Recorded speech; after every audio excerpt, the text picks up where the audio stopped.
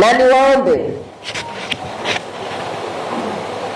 viongozi wa vyama vya ushirika vya msingi na vyama vikuu, tunakwenda kufanya kikao mapema kwa ajili ya minada ya ufuta.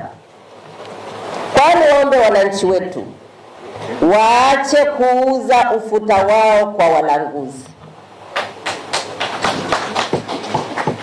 kwa sababu karibuni tu tunakwenda kufungua minada ya ufuta.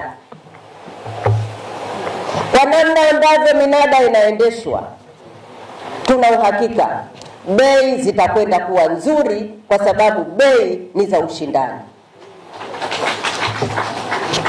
Na bahati nzuri ni mshukuru rais wetu Dr. Samia Suluhu Hassan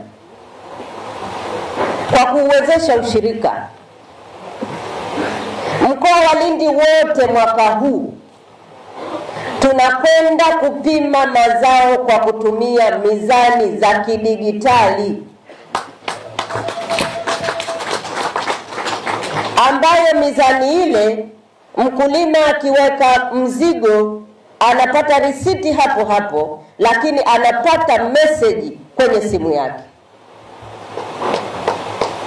Hii itatusaidia sana kwamba tunakwenda kupunguza wizi kupitia mizani. Na kabla hatujaanza kupima, tutahakikisha wenzetu wa mizani wamepita kuhakiki mizani zote kabla hatujaanza kupima, ili wakulima wetu wakapate kipimo sahihi cha mazao yao.